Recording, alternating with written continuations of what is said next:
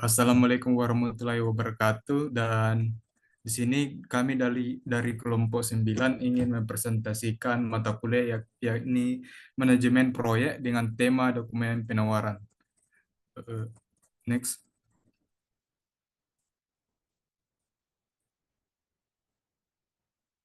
slide selanjutnya. Next.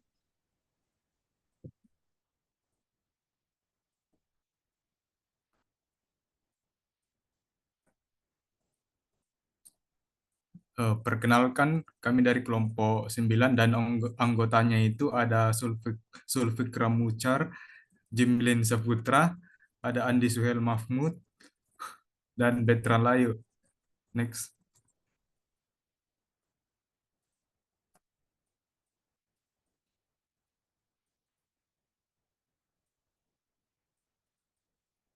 Di sini pendahuluannya itu yakni tentang dokumen penawaran. Nah, di sini untuk pendahuluannya itu dokumen penawaran adalah dokumen resmi yang dibuat oleh penyedia barang atau jasa atau biasanya vendor atau kontraktor yang berisi rincian mengenai penawaran harga, spesifikasi barang atau jasa, serta syarat dan ketentuan yang diusulkan kepada calon pembeli atau pemberi pekerjaan kepada klien. Dokumen ini biasanya digunakan dalam proses tender atau lelang, di mana penyedia barang atau jasa mengajukan penawaran mereka untuk memenuhi kebutuhan proyek atau pengadaan tertentu. Dokumen penawaran dalam manajemen proyek berfungsi sebagai alat untuk mengevaluasi dan membandingkan penawaran dari berbagai penyedia barang atau jasa, menyediakan informasi rinci tentang harga, spesifikasi, dan syarat-syarat penawaran. Selain itu, dokumen ini juga menjadi dasar penyusun kontrak yang mengikat secara hukum dan memfasilitasi proses tender atau lelang dengan menjaga transparansi dan akuntabilitas. Next.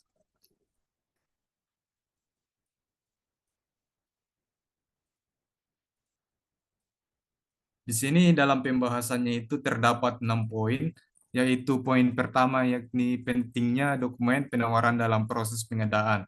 Poin kedua ada komponen utama dalam dokumen penawaran. Terus poin yang ketiga ada peran dokumen penawaran dalam manajemen risiko proyek. Poin keempat, proses penyusunan dokumen penawaran yang efektif. Kemudian poin kelima ada evaluasi penawaran, faktor penentu dalam memilih penyedia, dan poin terakhir yaitu poin keenam ada perbedaan dokumen penawaran dalam pengadaan barang dan jasa. Next. Nah, di sini ada poin pertama dan akan dibawakan oleh pemateri pertama. Pemateri pertama dipersilakan. Baik, terima kasih atas kesempatannya. Di sini saya akan melanjutkan pembahasan.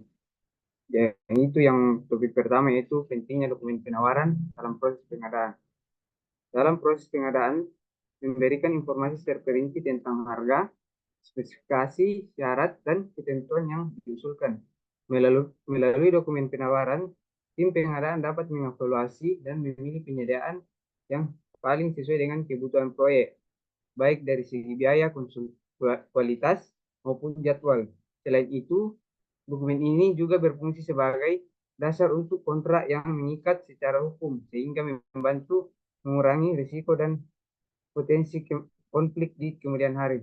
Baik, saya kembalikan ke moderator. Baik, terima kasih. Untuk pemateri selanjutnya saya persilakan. Baik, terima kasih atas kesempatan yang diberikan.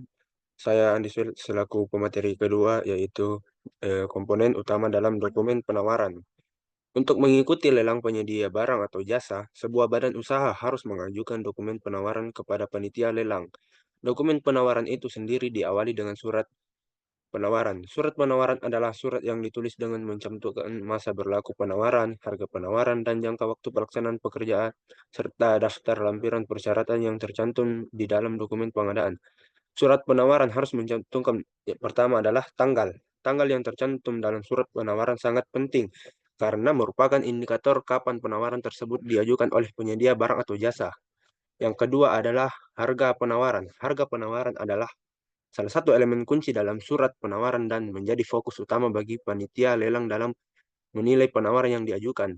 Harga ini menggambarkan total biaya yang ditawarkan oleh penyedia barang jasa atau jasa untuk menyelesaikan pekerjaan atau menyediakan barang sesuai dengan spesifikasi yang diminta dalam dokumen pengadaan. Kemudian selanjutnya yaitu jangka waktu pelaksanaan pekerjaan.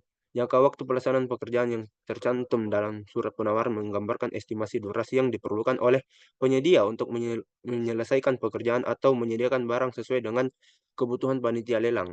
Kemudian yang terakhir yaitu yang keempat, masa berlaku penawaran. Masa berlaku penawaran adalah periode waktu di mana penawaran yang diajukan oleh penyedia barang atau jasa tetap sah dan dapat diterima oleh panitia lelang.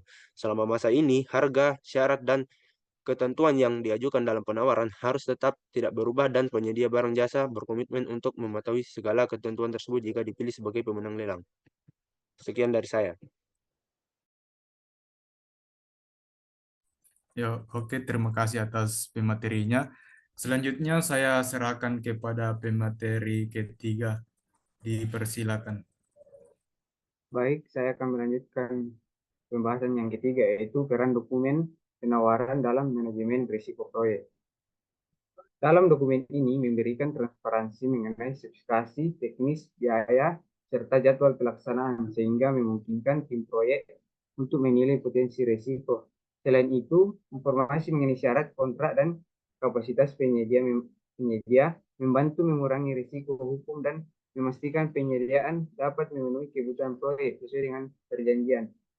Dengan dokumen penawaran ini juga menjadi dasar kontrak yang mengikat, memberikan kapasitas legal dan pengendalian risiko yang lebih baik. Adapun beberapa poin dalam manajemen risiko proyek, yaitu yang pertama, identifikasi risiko biaya, yaitu membantu mengungkap potensi biaya yang tersembunyi atau berbudget dengan menyediakan rincian harga dan syarat pembayaran yang jelas. Yang kedua yaitu risiko penilaian penilaian risiko kualitas, yaitu menyediakan spesifikasi teknis yang memungkinkan tim mengevaluasi apakah barang atau jasa yang ditawarkan memenuhi standar proyek atau mengurangi risiko kegagalan kualitas. Yang ketiga yaitu mengelola risiko jadwal, yaitu dengan informasi tentang jadwal pelaksanaan, membantu tim memitigasi risiko keterlambatan dan memastikan penyediaan dapat memenuhi tanggal tanggal proyek. Yang keempat yaitu mitigasi risiko kontrak, yaitu menyertakan syarat dan ketentuan yang mengidentifikasi potensi masalah masalah kontraktual, mengurangi risiko sengketa di masa yang akan datang. Yang kelima yaitu evaluasi kapasitas penyedia, yaitu menilai kemampuan penyedia dalam memenuhi syarat proyek, membantu mengurangi risiko kegagalan kinerja atau keterlambatan. Baik, saya kembalikan ke moderator. Terima kasih atas materi yang disampaikan. Selanjutnya untuk materi poin keempat, saya persilakan.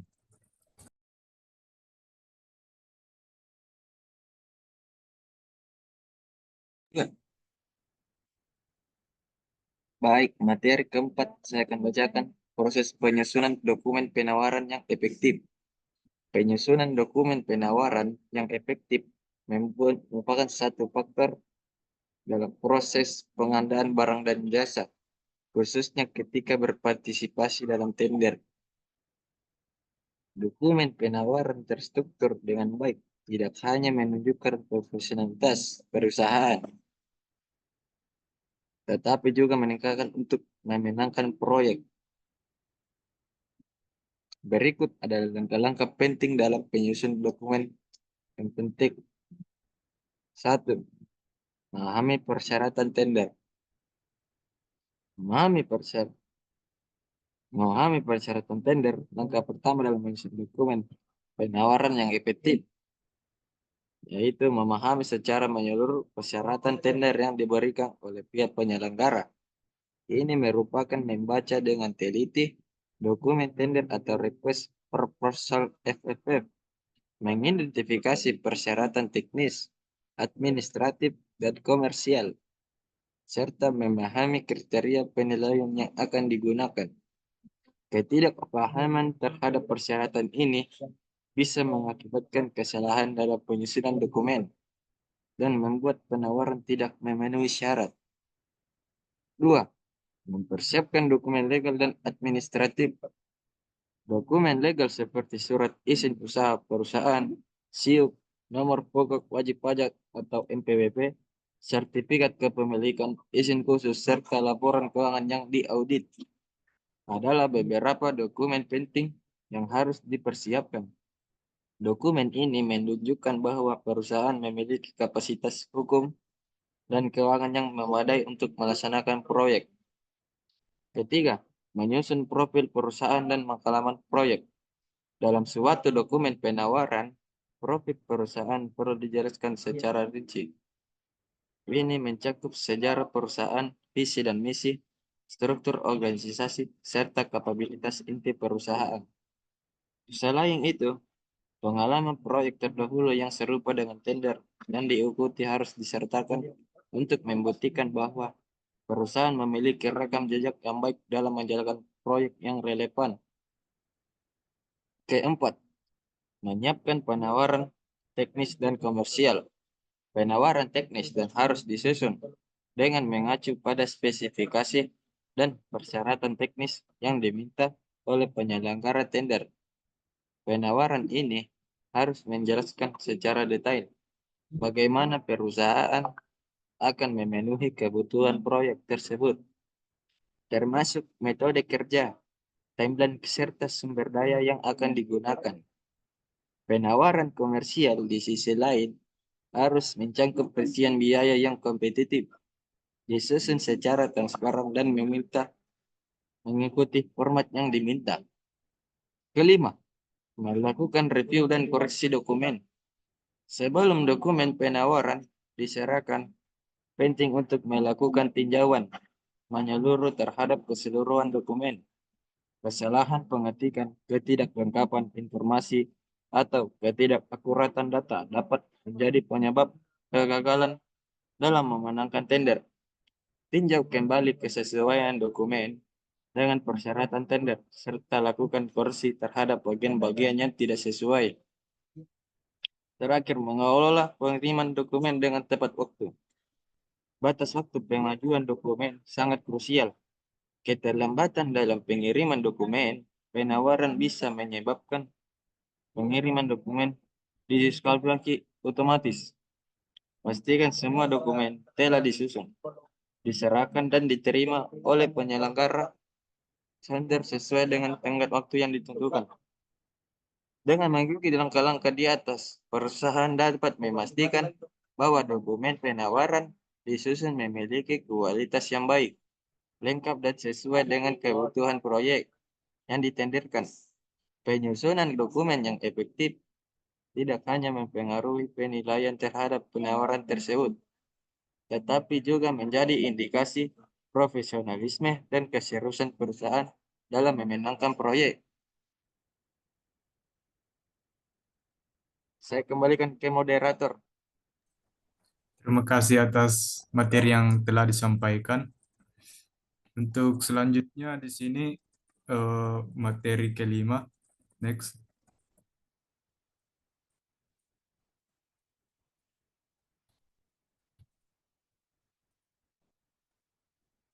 Next. Ya, terima kasih. Untuk poin kelima di sini saya akan membawakannya sendiri, yakni evaluasi penawaran faktor penentu dalam memilih penyedia. Proses evaluasi dokumen penawaran merupakan salah satu langkah krusial dalam pengadaan barang atau jasa, baik di sektor publik maupun swasta. Langkah ini memastikan bahwa penyedia barang atau jasa yang dipilih memiliki kemampuan dan kualifikasi untuk memenuhi kebutuhan yang telah ditentukan. Berikut adalah tahap-tahapan umum dalam proses evaluasi penawaran. Yang pertama ada verifikasi awal. Di verifikasi awal ini memastikan bahwa semua dokumen dan informasi dasar yang diperlukan untuk proses penawaran telah disertakan dan memenuhi syarat. Terus tahap kedua ada evaluasi administrasi. Di evaluasi administrasi ini yaitu memeriksa kelengkapan dan kesesuaian dokumen administrasi. Contohnya surat izin, NPWP, dan dokumen legalitas lainnya. Terus ada tahap ketiga yakni evaluasi teknis yang di mana evaluasi teknis ini untuk menilai kualitas, spesifikasi dan kesesuaian teknis dari penawaran yang diajukan, termaksud kemampuan penyedia untuk memenuhi kebutuhan proyek. Terus tahap selanjutnya itu evaluasi harga. Evaluasi harga ini menjelaskan bahwa membandingkan harga dan ditawarkan oleh penyedia dengan anggaran dan nilai pasar untuk memastikan bahwa penawaran tersebut wajar dan kompetitif.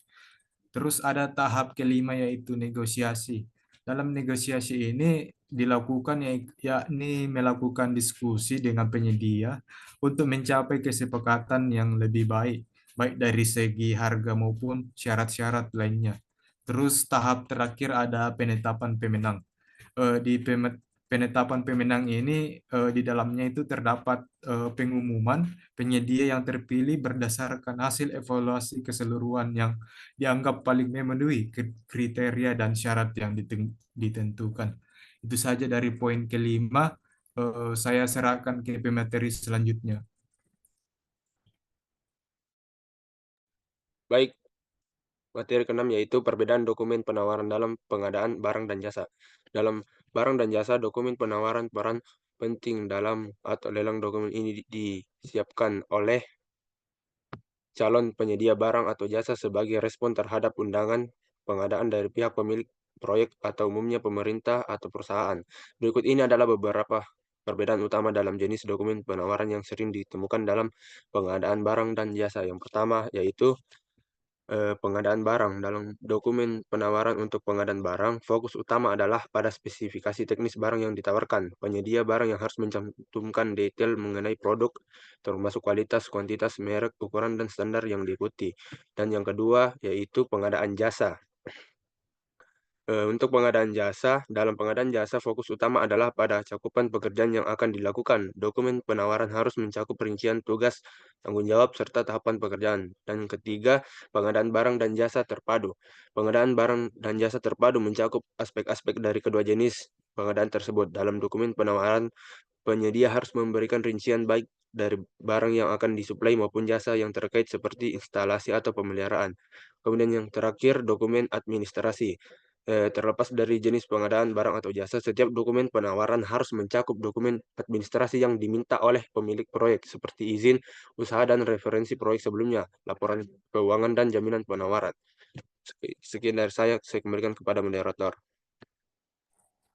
Terima kasih atas materi yang telah diberikan.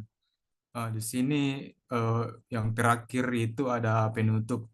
Dari sekian poin, poin pertama sampai poin ke-6, di sini kami menyimpulkan bahwa dokumen penawaran merupakan ringkasan dari isi keseluruhan dokumen yang berisi rincian barang atau jasa yang ditawarkan, beserta harga, syarat pembayaran, dan ketentuan lainnya. Dokumen ini juga membuat informasi tentang waktu berlaku penawaran dan rincian mengenai kontak perusahaan yang menawarkan barang atau jasa tersebut. Pada dasarnya, dokumen penawaran memberikan gambaran singkat mengenai apa yang ditawarkan, berapa harganya, dan bagaimana syarat serta ketentuan yang perlu dipenuhi jika penawaran diterima. Next. Oke, mungkin itu saja dari presentasi kami. Kurang lebihnya mohon dimaafkan. Semoga apa yang kami sampaikan bisa bermanfaat dan dapat menambah wawasan, terutama untuk kami sendiri. Mungkin itu saja dari kami. Akhir kata, saya ucapkan terima kasih. Sekian dan Assalamualaikum warahmatullahi wabarakatuh. Wabarakatuh.